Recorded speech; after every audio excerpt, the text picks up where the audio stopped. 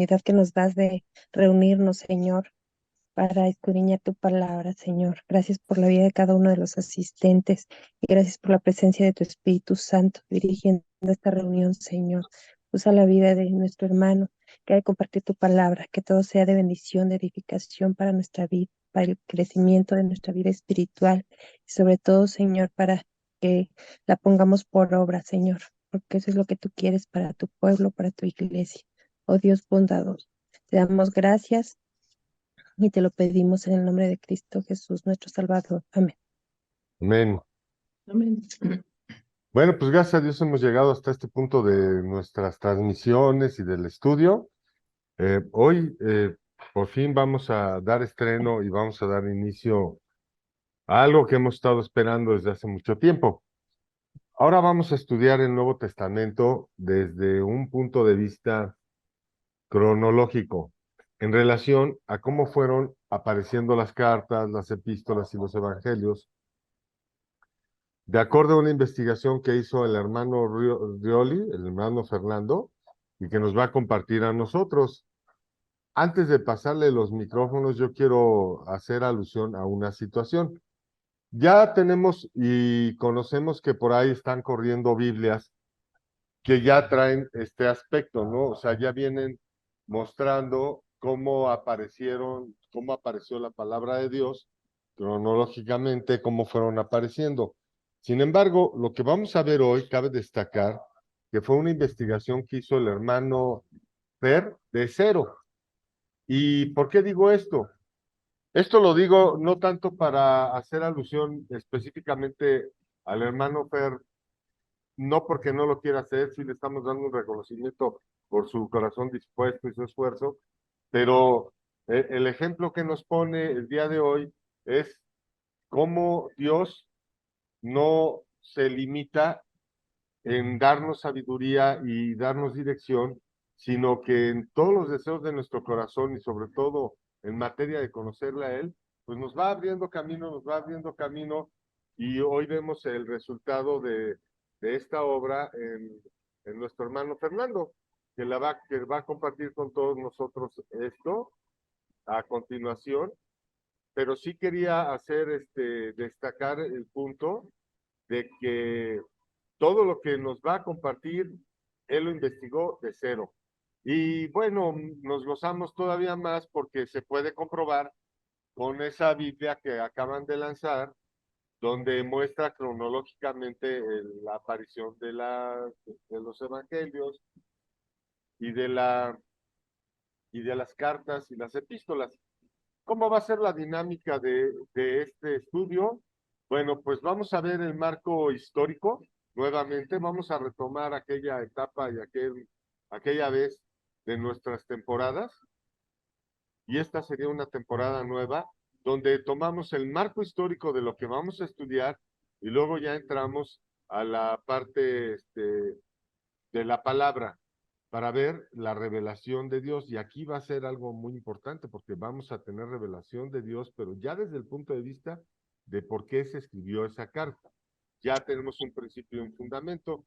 Y para no hacer más preámbulo, porque si no me voy a meter yo a la parte de Fernando, adelante Fer, por favor, adelante con tu participación y con lo que nos tienes preparado. Gracias, Salim, por el aporte que acabas de brindar. Pues sí, efectivamente, la línea de tiempo, bueno, yo le pongo de nombre línea de tiempo del nuevo pacto.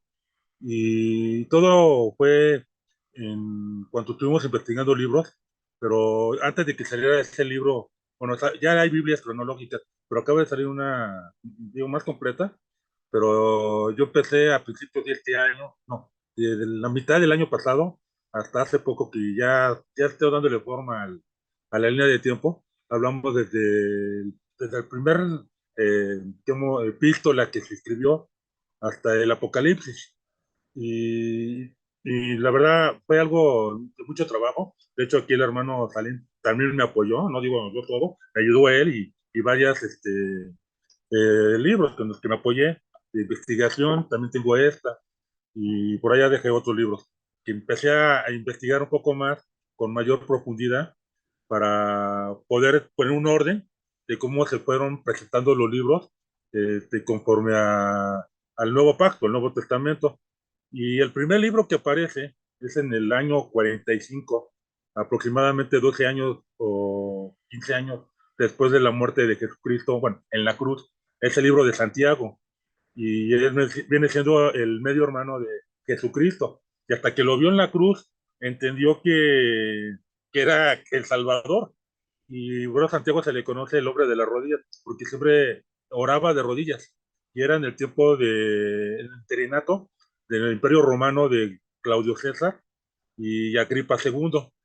Y es donde aparece el primer libro. Había un desorden en la iglesia primitiva.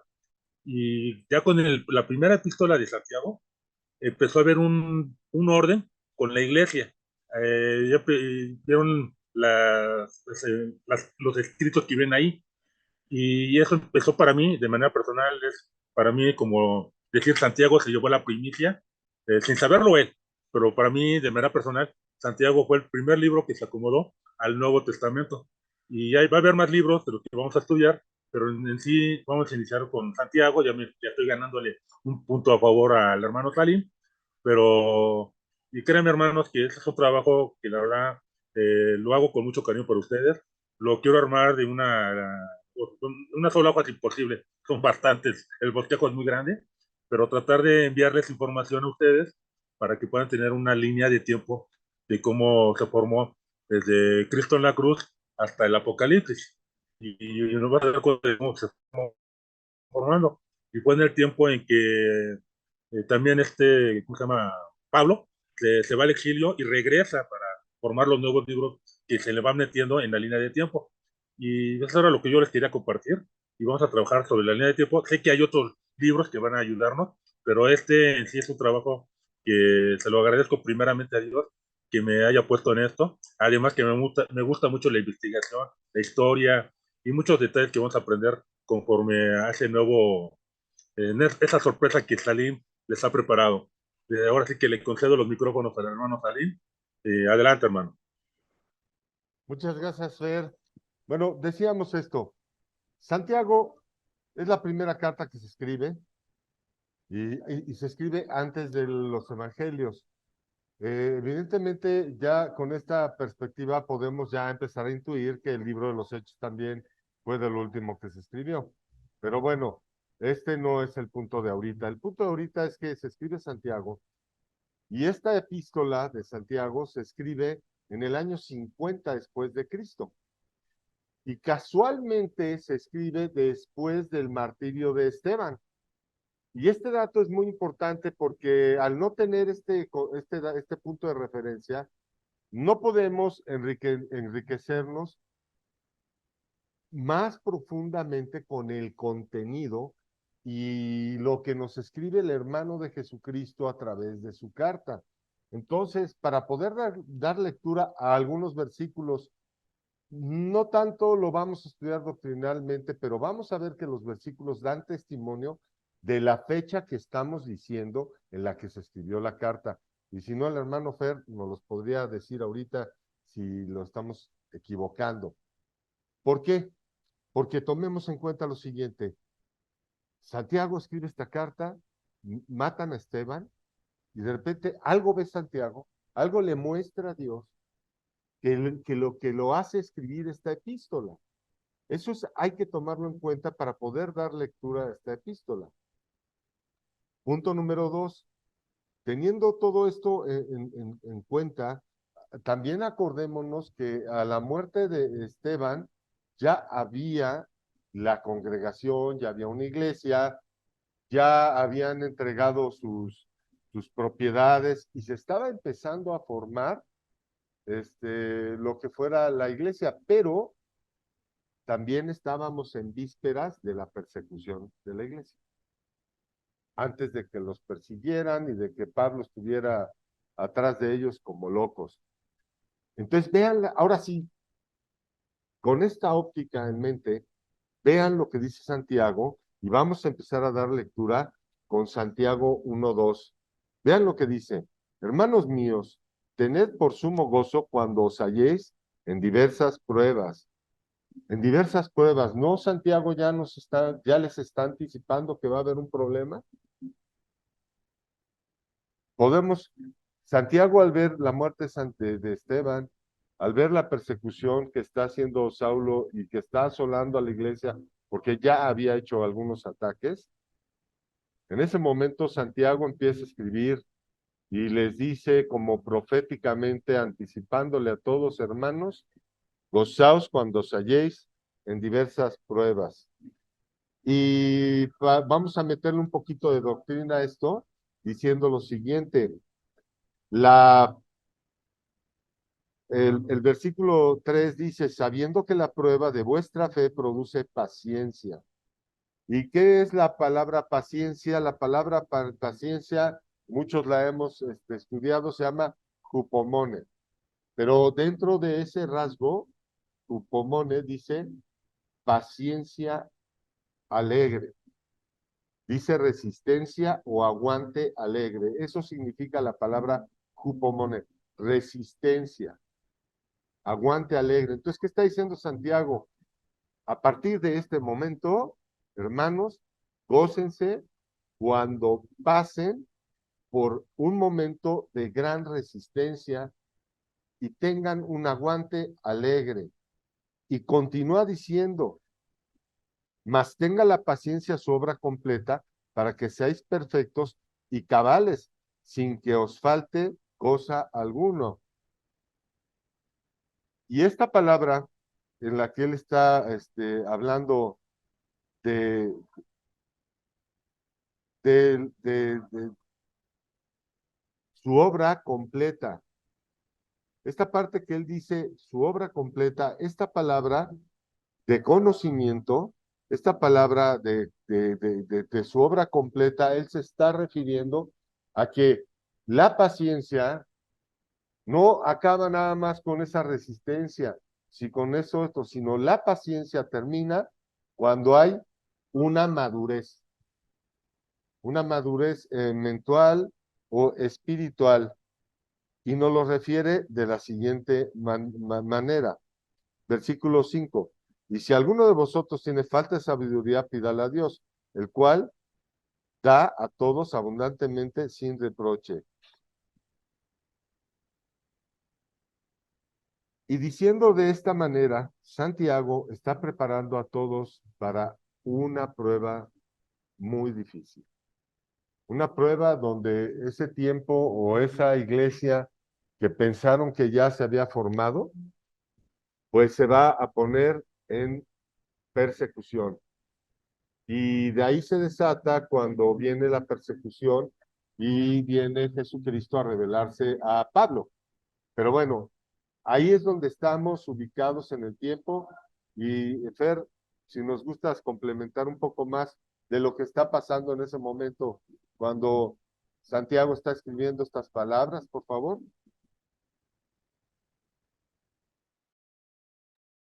Okay. Bueno, cuando escribo esas palabras es que sí están en periodo ya mero llega la persecución, porque es cuando estoy viendo aquí, estoy viendo en la línea de tiempo, estoy revisando. Bueno, ya había fallecido Herodes, y es cuando está el interinato de Claudio César, pero está Agripa, y Agripa traía ideas muy, por así que descabelladas, y a los cristianos, digamos los judíos, estaban muy heridos porque ellos pensaron que perdieron su poder y Cristo era el revoltoso, ya murió, pero había unos revoltosos todavía que son los nuevos cristianos, y empieza a haber esa especie de chismes que andan chismeando entre ellos, y, y empieza a haber a vísperas de una iglesia perseguida. Okay. Es cuando, es cierto, entre el año 45 y 50 es cuando aparece lo de la muerte de Esteban. Ya lo acabo de agregar ese dato, no lo tenía, pero es un periodo, estamos así, a vísperas, no son muy exactas las fechas, porque nos apoyamos de los libros escritos de los consensos de los romanos, pero estoy haciendo un paralelo, pero no tengo ahorita más información en ese punto de Santiago, pero espero haberte apoyado en algo de esto.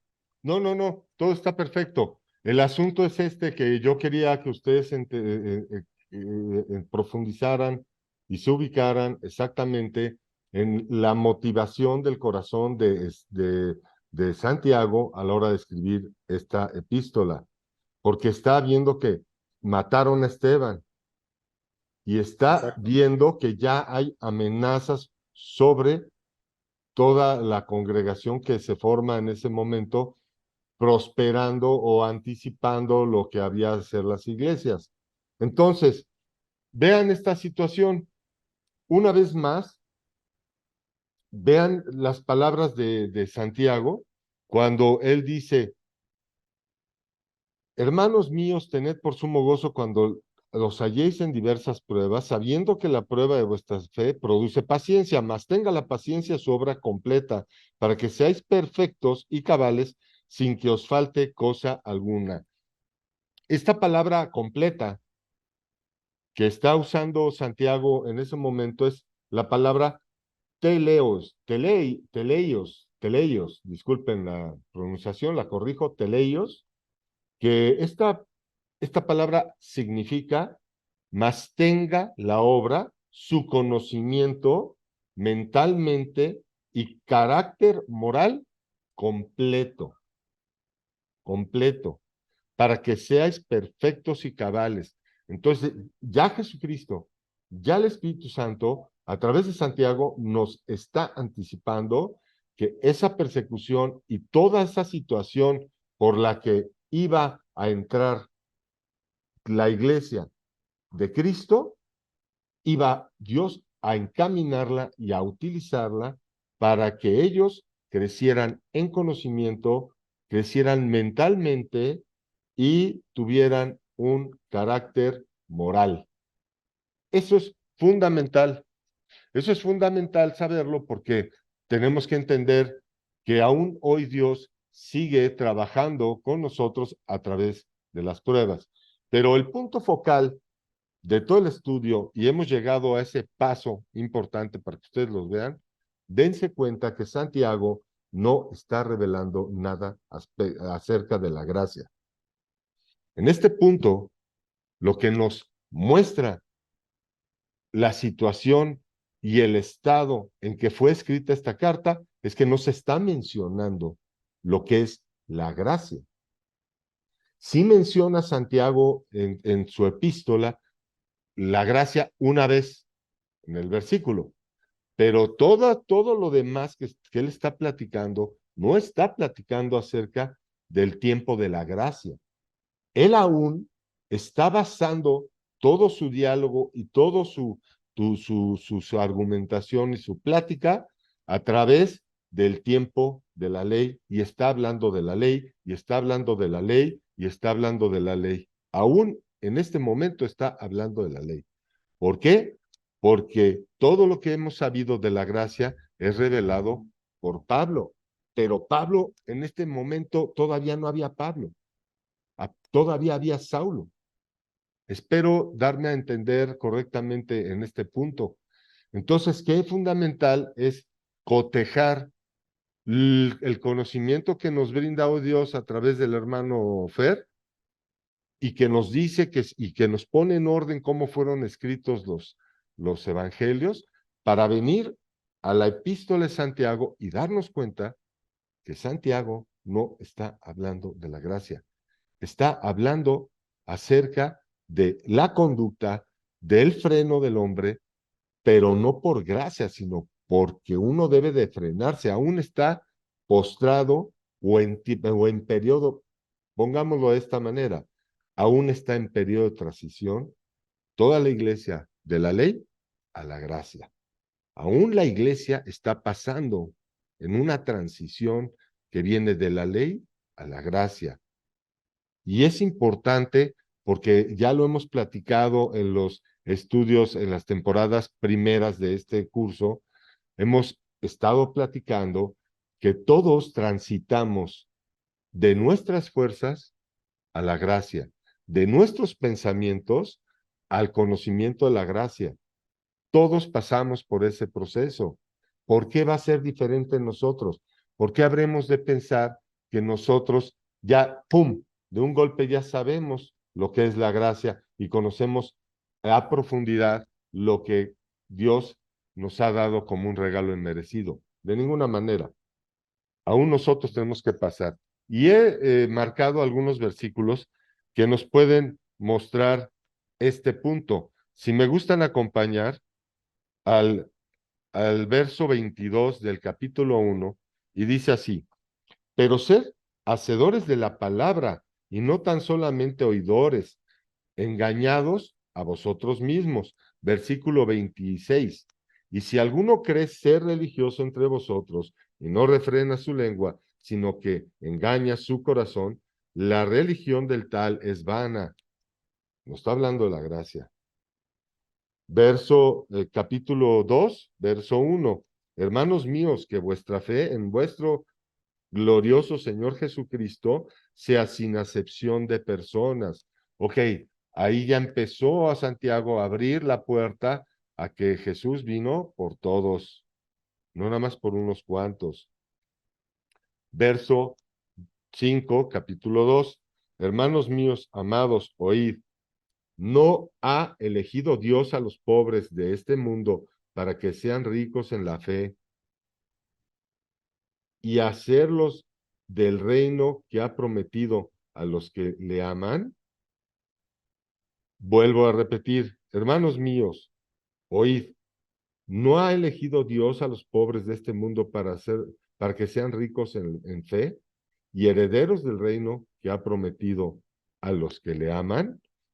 Él ya está hablando y sigue hablando y sigue hablando y sigue hablando, pero no está diciendo que es la influencia divina en nuestro corazón lo que va a producir todas esas cosas. Aún no se está mencionando. Verso 9. Pero si hacéis acepción de persona, cometéis pecado y quedáis convictos por la ley. ¡Pum! Entonces ahí, ¿a qué se refiere? A la ley. Como transgresores. Verso 10. Porque cualquiera que guarde toda la ley, pero ofendiere en un punto, se hace culpable de todo. ¿Y qué nos pasa a nosotros ya en la gracia? Ya nosotros en la gracia, ¿qué nos sucede a nosotros? Somos transgresores de la ley, pero tenemos abogado con Cristo para poder ir al arrepentimiento, del conocimiento de Dios y poder crecer en el Evangelio.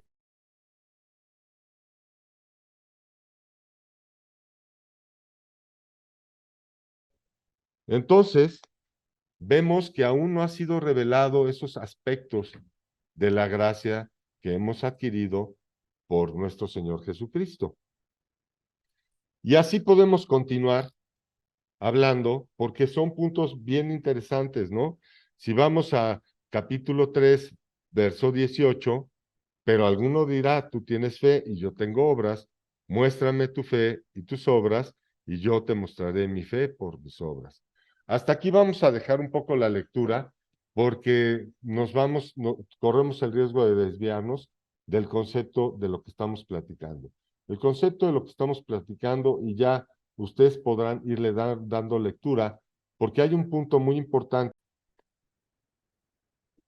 Ok, entonces, otra prueba más que tenemos nosotros para determinar y saber que aún no se ha mostrado todo lo de la gracia, la podemos encontrar dentro de esta misma epístola en el capítulo 3.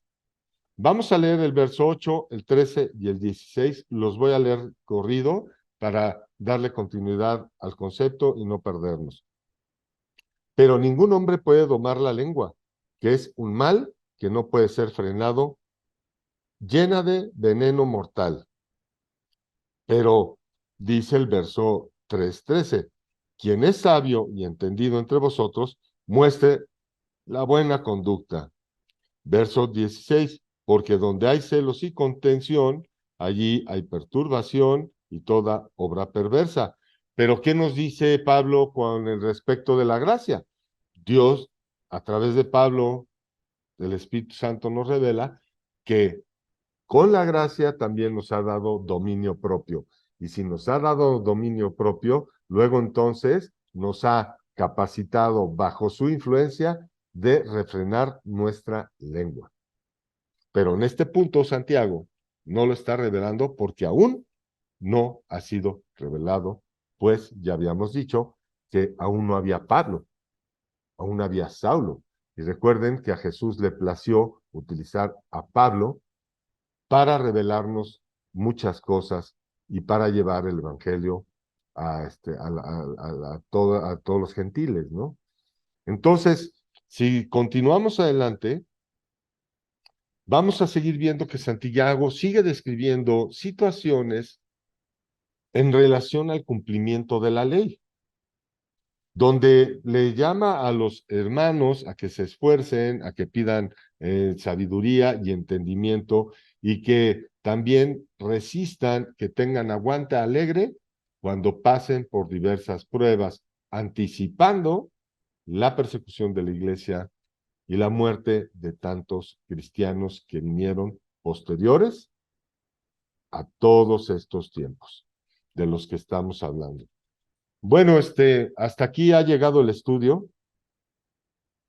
y hay puntos importantes que valdría la pena todavía retomar con el hermano Santiago, y vamos a mencionar los últimos 2 puntos. Vamos al Santiago 5:12 y leemos del 12, el 19 y el 20 para concluir este concepto que estamos tratando de dilucidar en esta etapa del estudio. Y dice así, verso 12, capítulo 5, pero sobre todo, hermanos míos, no juréis ni por el cielo, ni por la tierra, ni por ningún otro juramento, sino que vuestro sí sea sí y vuestro no sea no, para que no caigas en condenación.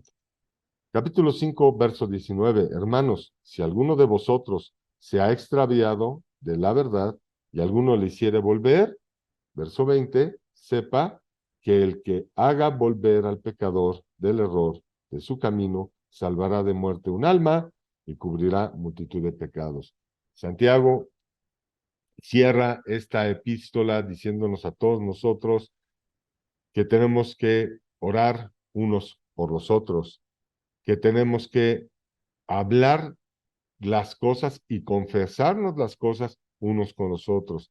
Entonces Santiago nos previene, en esta etapa está previniendo a toda la congregación que se está formando en ese momento, los está previniendo de cuidarse unos a los otros, que están en un momento muy sensible, que están en el umbral de lo que ha de venir y por lo cual deben de cuidarse más aún. Refrenar la lengua y tener paciencia.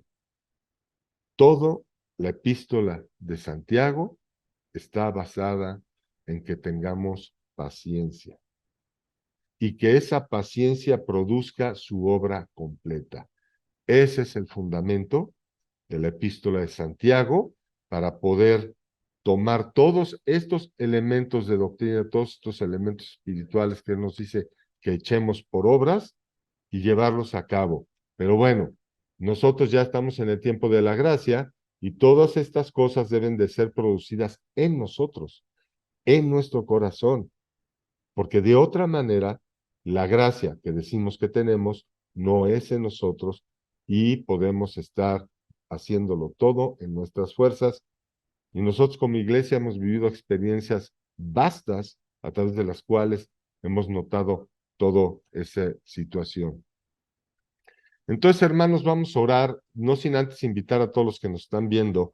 Si tú estás cansado, verdaderamente cansado, de hacer las cosas y de llevar esta vida que llevas, tratando de hacer lo bueno, tratando de refrenar tu lengua, tratando de refrenar tu conducta, tratando de hacer lo que dice la palabra de Dios con pleno conocimiento o con parcial conocimiento o con un nulo conocimiento, pero insistes en hacer lo bueno, te tenemos una noticia, que hoy la gracia de Dios ha llegado a tu vida, que hoy ese tiempo y esa esperanza que tú tenías para poder prosperar y ser agradable a Dios ha llegado a ti. Por lo cual te invitamos en este tiempo a que cierres tus ojos y vengas con nosotros a hacer esta oración en donde todos te acompañaremos juntamente.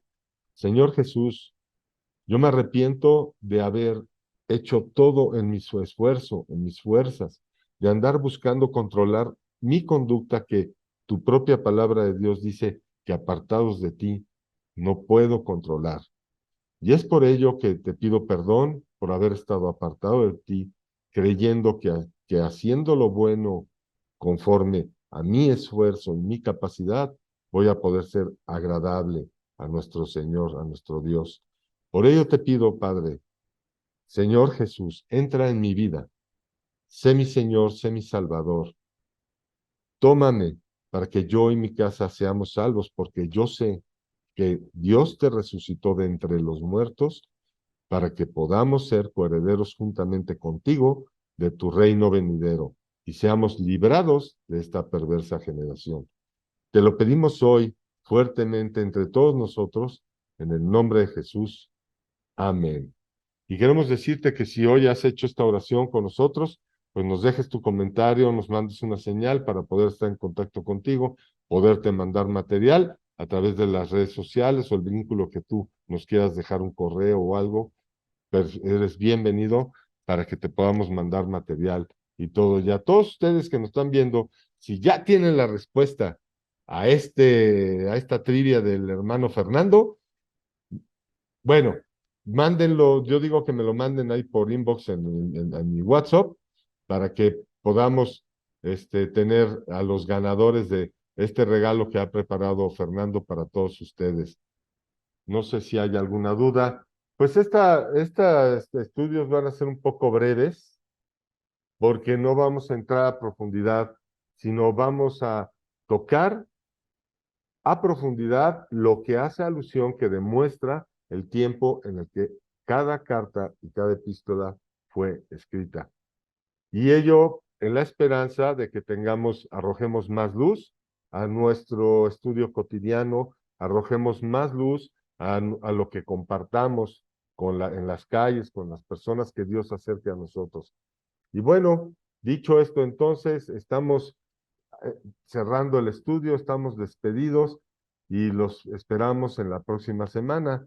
Les agradecemos su participación, que Dios los prospere y les bendiga en lo que resta de este tiempo y que los guarde en su entrada y su salida. Les agradecemos mucho su participación y les amamos y les bendecimos. Hasta luego. Hasta luego, Gracias. igualmente. Los bendiga. Bendecida noche. Bendiciones. Buenas noches. Muchas gracias, maestro. No, al Muchas contrario. bendiciones a todos.